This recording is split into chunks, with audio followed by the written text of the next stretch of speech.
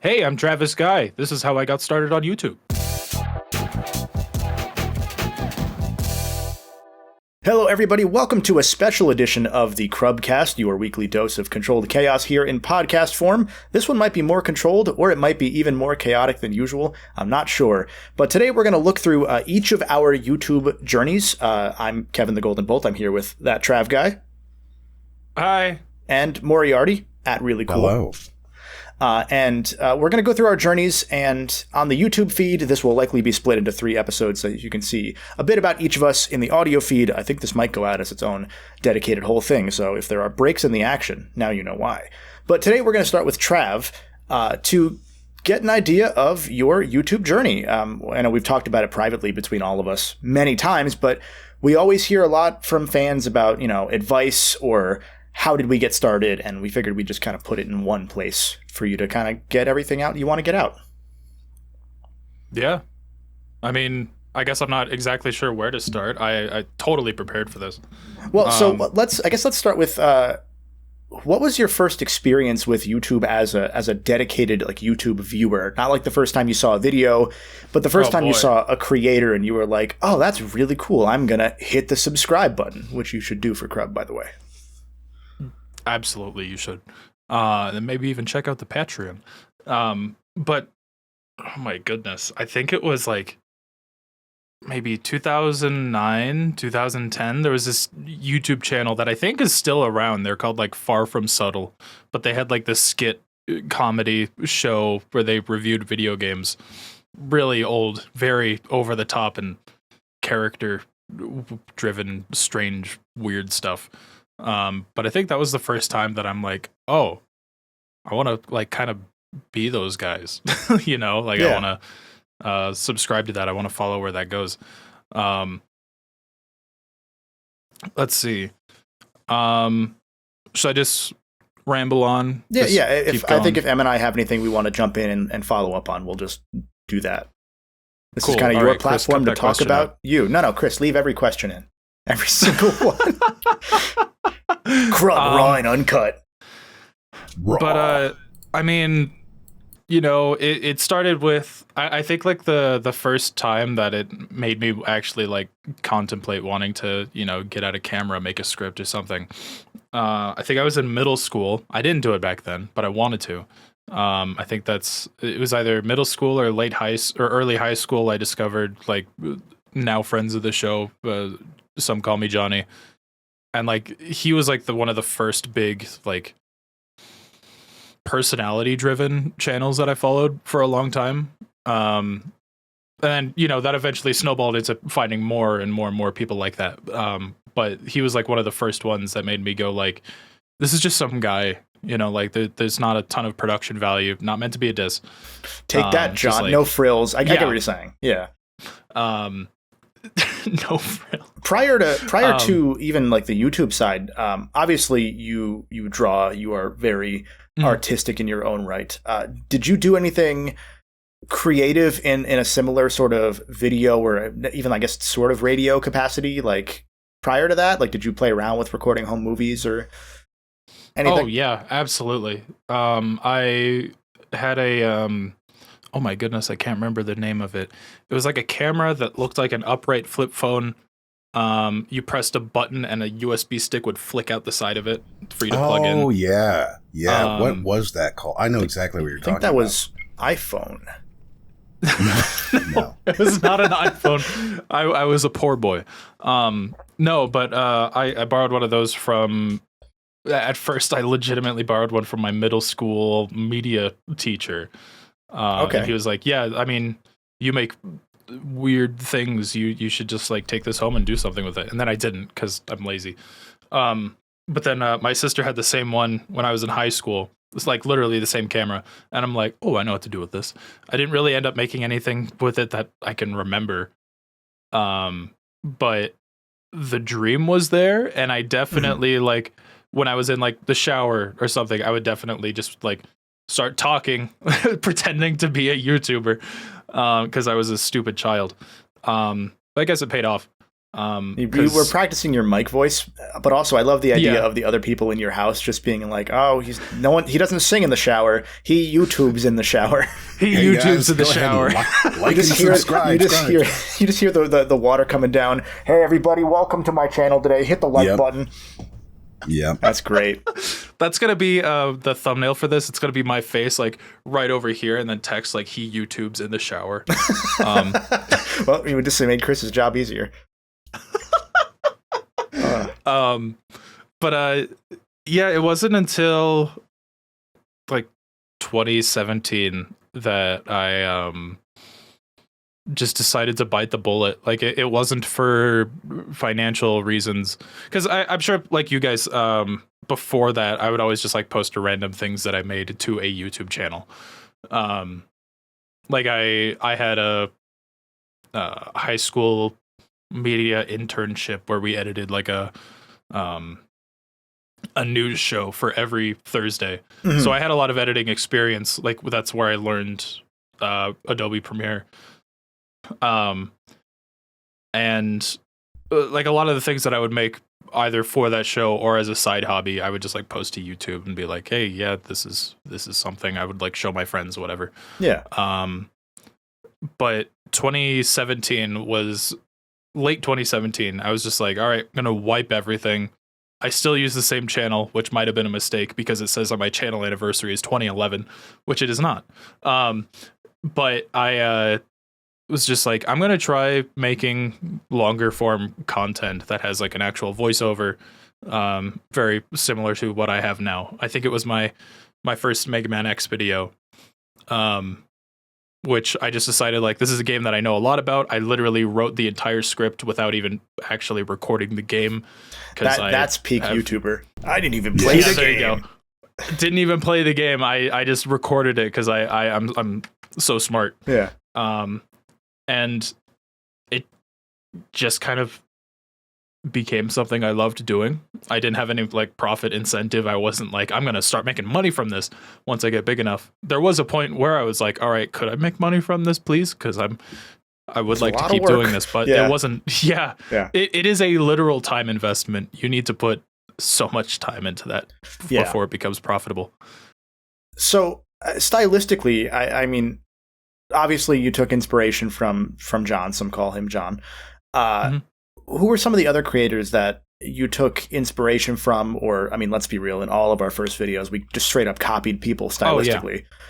No, that's one thing that I tell people, that whenever they're like, how do I start doing this? Like, I don't even know how to write my script. I literally tell them, like, when I was first starting off, this is going to sound kind of scummy, but when I first started off, I would literally like take my notes that I jotted down like bullet points during recording, and I would imagine in my head, if you don't have an internal monologue, turn the TV off. But I literally would picture in my head a content creator that I follow saying those exact words.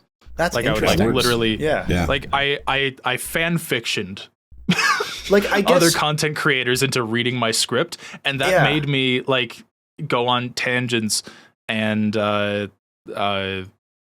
branch out in ways that I wouldn't have really been able to until way later. I don't do that anymore. Now I just picture myself saying these things. Did you ever read a script and then like ad lib off it and be like, oh, that's really true? Yeah.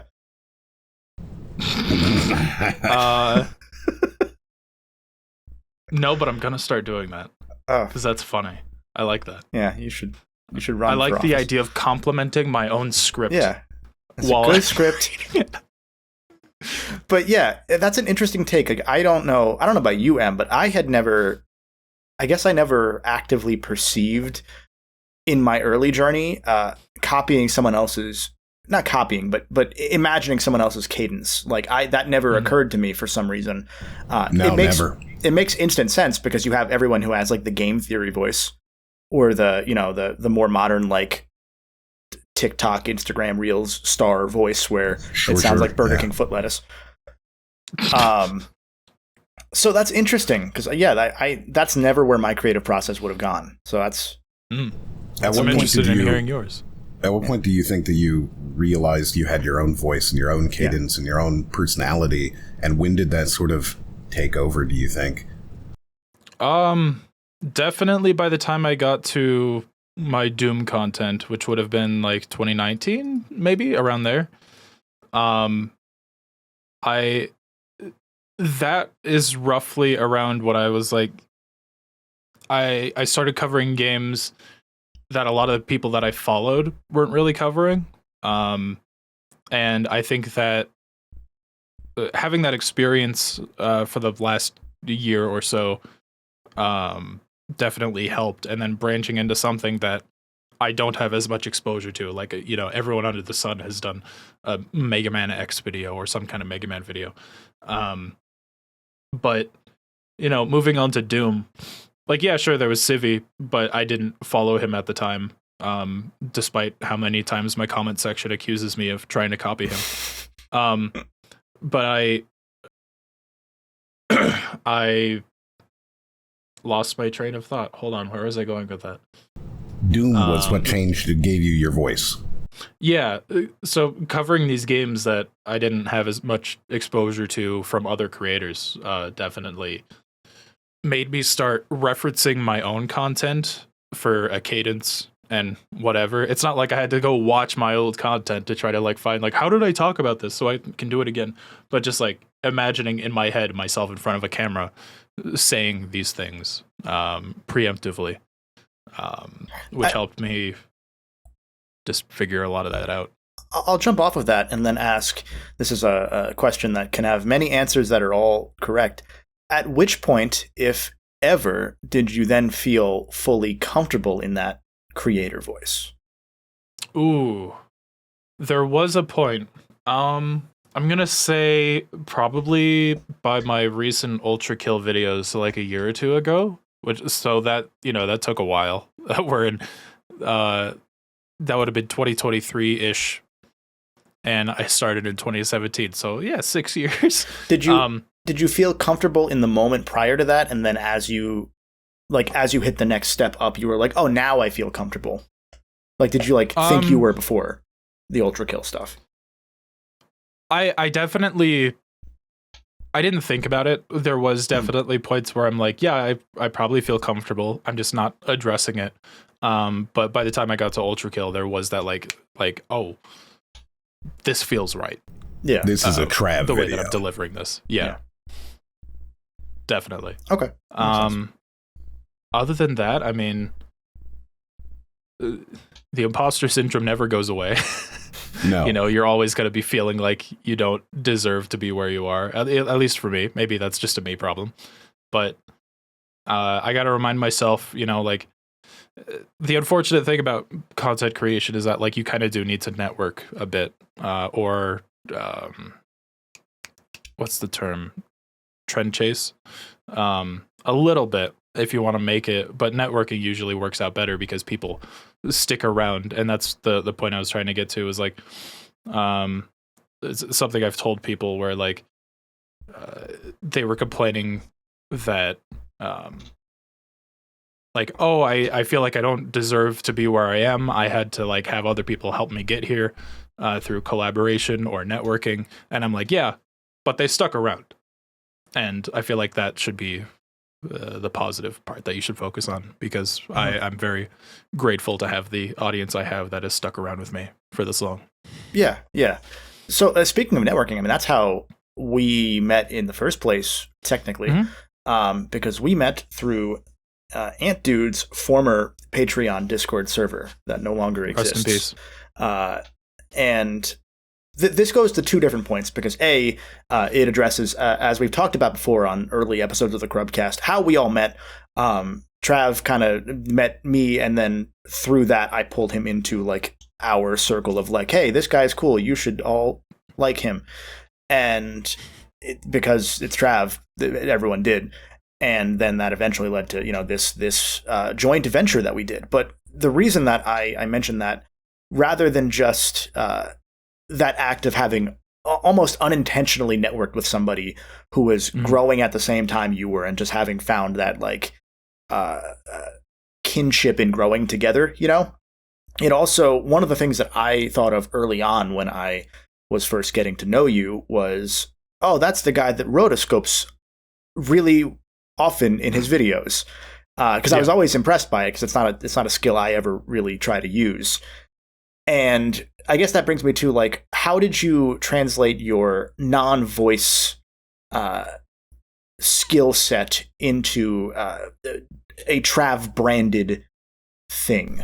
It's really interesting too, because that's almost exactly where I was going to ask him to go, because I think that Trav has unquestionably the most edited videos amongst all of us. Oh god, yeah. I hate editing. Oh, and his videos, when you go and you watch a Trav video, and then you go and you watch like my video or a Bolt video, or you go see a Mykonos fan video, right? They are all sometimes pretty minimally edited. Yet you can watch a Trav introduction, and I mean, it's clear that took 10 or 15 hours of time for this, 15-second little section that most people won't even really notice. And not even just that most people won't even notice, but that has become a distinguished part of Trav's brand, to the point that you've gotten work out of that. Like you edited a trailer because of that.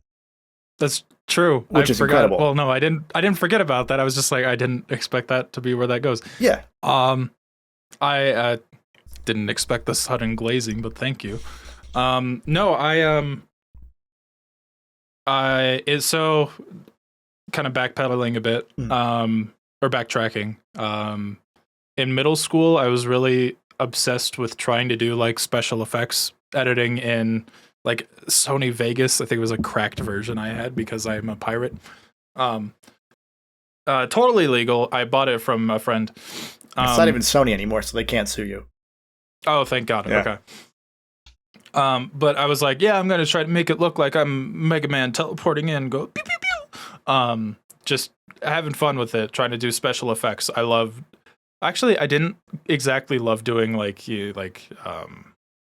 what is it called? Like muzzle flashes with guns. I didn't do that very much. It was like, I wanted to run around my house and pretend it was Portal. And I tried to do camera tricks where like I went through a portal gun hole. Portal, that's what they're called. No, Portal gun hole is the official. It's in the manual. So it was a lot of that. And then when I went to high school, my freshman year, we all went to high school our freshman year. But freshman year, I got introduced to my media class, and I almost wasn't supposed to be there. My teacher was like, "No, we don't have room for you. Like, go f*** off." And then he was like, actually, you know what? This guy hasn't been here for 3 days because I showed up. I moved late, so I was like a week late to high school. Like, this guy hasn't showed up to class in a week. You could just have his spot.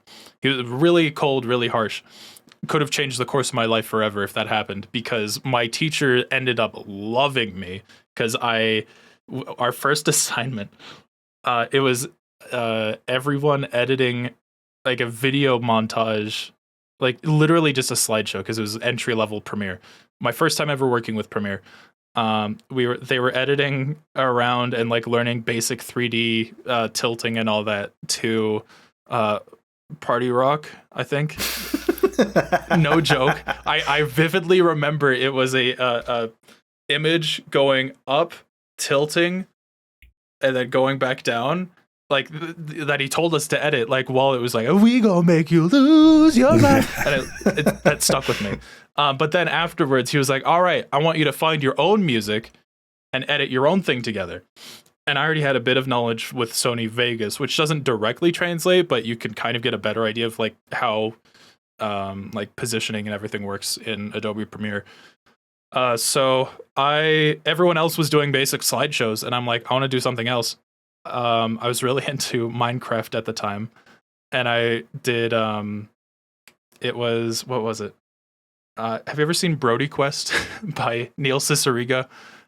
It's this video of a PNG cutout of Adrian Brody just like walking across the screen while the music plays, and it goes like bum bum bum bum bum bum bum. I don't think I've seen that Brody Quest, but if you go to patreon.com/Crub, we have several Brody Quests in the form of our colleague Brody Rackrocks engaging in a bunch of very special chaotic videos, not the least of which is he and Chris are playing every what's the name of that company? The Freddy Fish stuff. Freddy right? Fish. All the Freddy Fish cinematic universe games. I couldn't remember the name of that stupid fish. I don't remember the name of the Patreon.com. company. Spectacular segue. Holy moly. Teed that one right up for me. There's a bunch of other content too, including apparently. Trav. You and I have played Overcooked together, Overcrubbed. It's not as chaotic as it sounds because our minds just meld together and we have a good time. That's why we haven't recorded anymore. That's why, it's been. We need to get very in the zone and just OD on Adderall. And then time slows down and we become the show, The Bear. Mm-hmm. Oh, jeez. So anyway, I think I want to jump to the fact that you mentioned going from Vegas to Premiere to other, Adobe Suite programs, and that skill set transferring from one to the other, even as you kind of reset to, a scratch of sort as you jump from program to program. What was your experience, I guess, on the technical side of it with, learning those programs, and then like we were getting to with rotoscoping and making these in-depth, again, almost music videos, such a key part of your brand that is identifiable?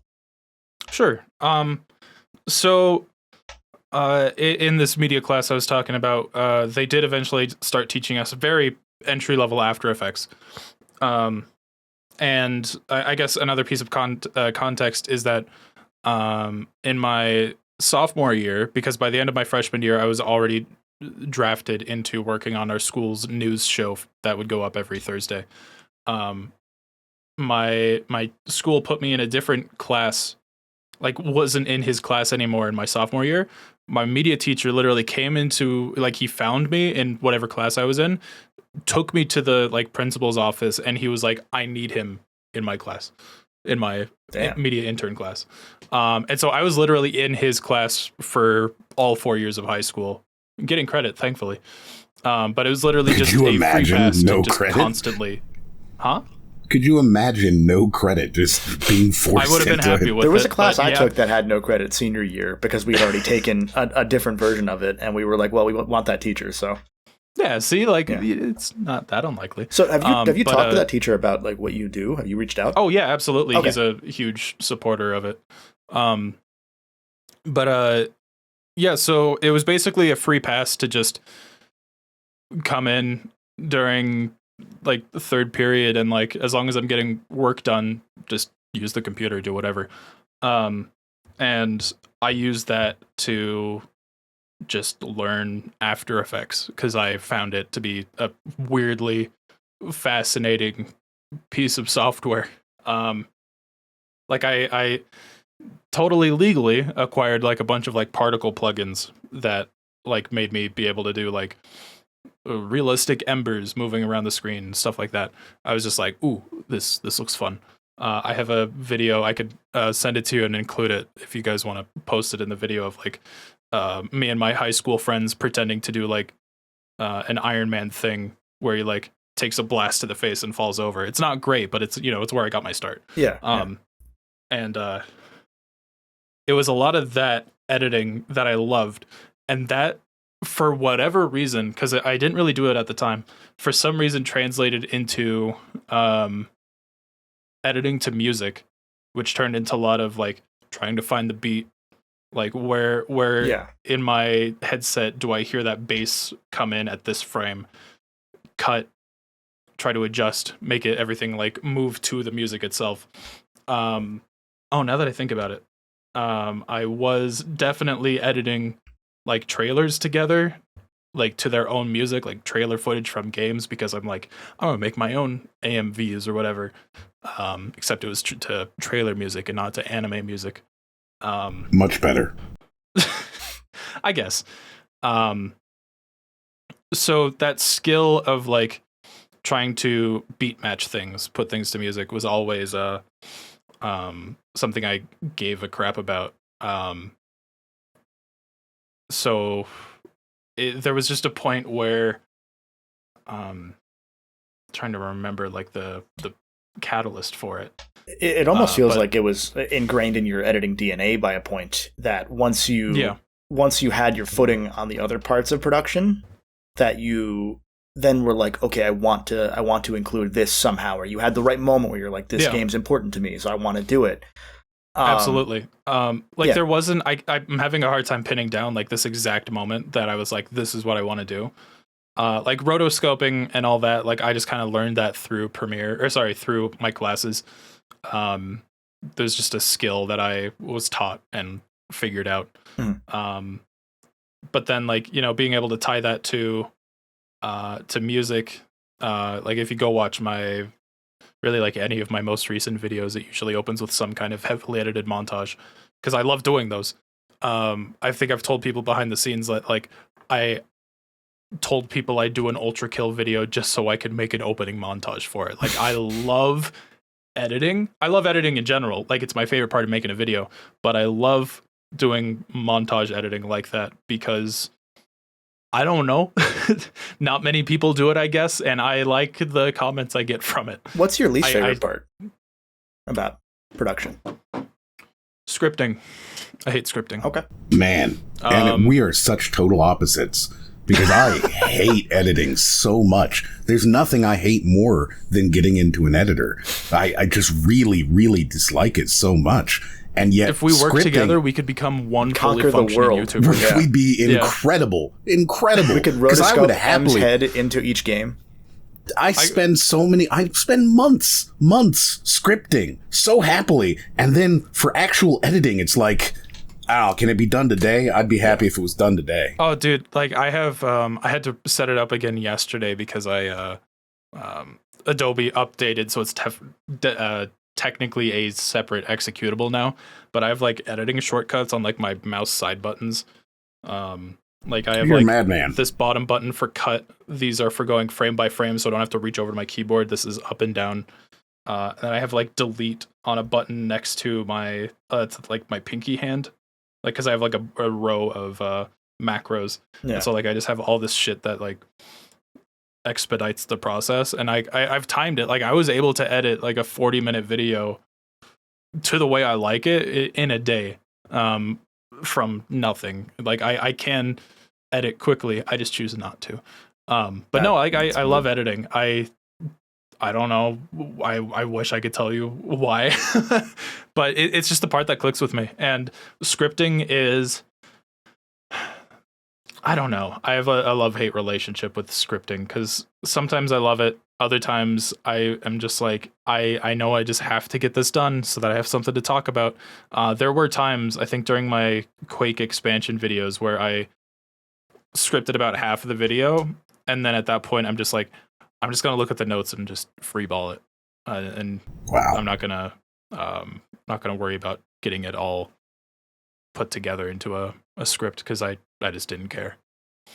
That's fair. Is it an organizational thing with scripting, or is it like getting your mind set to like, well, I want to hit this, and this. How do I get them at this point? I think that's definitely the case because a lot of the times it's not a conscious feeling or conscious decision. I'll literally be doing something else. Sometimes I'll even just be like in the shower and I'll be like, wait, this part should connect to this part. I could segue from this to this.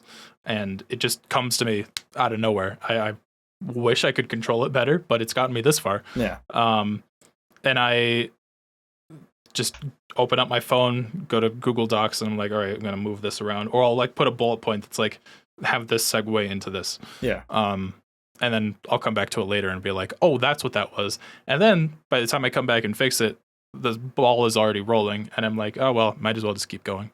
So let's take that and jump, because we've gotten a lot of discussion into like your early process, how you had the skill set, because I think your skill set is unique amongst the rest of us in Crub in that you were already essentially fully prepared for a lot of it ahead of time, thanks to like what you had learned. I would go to say, and I feel like this isn't controversial, that then the planning stuff tends to be the stuff that you will not struggle with, but take the longest on outside of necessarily scripting. So because you're now in that established territory, what was it like, as you, not necessarily right as you started, but like, 2 years in, what was it like as far as like your outlines for this is what I'm going to do this year, yada, yada. both in like year 2 and then as you've progressed and evolved? Oh yeah. Well, I mean, those early years, I definitely overpromised. I think that's it was everybody. A lot of, that's fine. Yeah, I've been making it a goal to just like not overshare my projects because I know that I will not be able to get to all of them. But I mean, it definitely was like, all right, I'm gonna stick to Mega Man, gonna keep doing Mega Man until I get tired of it, and then I'm gonna sprinkle some things in between because I think by this point I knew Ant Dude, and he told me something that I think he told you too, which was like, do 2 videos that you know will do well, and then 1 video for yourself. Mm-hmm. And I followed that for a bit, where it was like, all right, I'll do 2 Mega Mans, and then I'll throw in something new. I'll do a Metroid, which I hadn't done at the time. Just kind of sprinkle in that like, ooh, hey, look, here's something else I like to do, so that by the time I'm finished with this main thing, you'll have something else that maybe you give a shit about. So that's how it was early on, and it's kind of how I'm still doing it now, but I feel like I get a pass because I have so much of a backlog now that I'm like, I can probably just focus on one thing, get it done, move on to the next thing, because like my Half-Life and Ultra Kill videos are still always in like my most viewed in the last 48 hours section. So like I definitely have that safety net that's just like, yeah, I can just kind of talk about whatever next if I want to, and then come back to like just marathon a certain series, assuming I don't burn out. Let's see. I guess that is a good way to describe how it's going now. So I hopefully that's a good answer. I kind of got lost track. No, that's good. So we've gone through a good journey in this like half hour or so of discussion. I want to end. It's been that long? Oh my gosh. It's been good. I want to end on 2. One is where do you see yourself progressing in the next handful of years? And then 2, what is the one piece of advice that you would give? Because as we know, people have asked us, what do I do? How do I get started? What do I do here? Should I make this video? Should I make that video? So what is the one piece of advice you would give first to somebody, either who has just started, is starting, or is looking for advice from someone to whom they look up? Okay. And then there was another question before that. What was that one? Do this one first. Oh, okay. Fair enough. No, I'd say the biggest piece of advice that I give to anyone who asks me really is to really just start it. You're not going to be perfect. You're not ever, in my view, I don't think I'll ever be perfect. And then every video is a stepping stone to becoming better at what I'm doing. So like, don't worry about your first project being bad. Just Google Docs is free. You could use that. There's free editing software out there. Was it DaVinci? DaVinci, yeah. I've heard Olive also is all right. But yeah, just record a game, assuming that you want to get into the similar field that us 3 are in.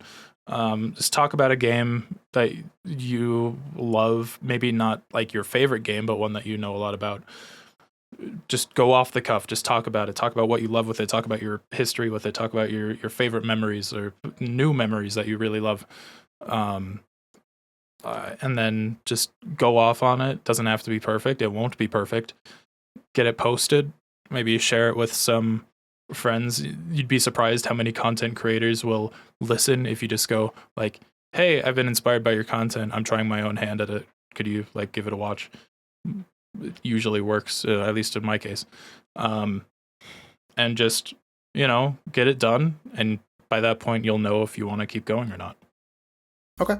And then so the other question I had, and Em, if you have one, jump in after this, of course. But the other one was where do you see yourself creator-wise in the coming years? Like not necessarily what projects you want to tackle, but generally as an individual. Yeah. Yeah.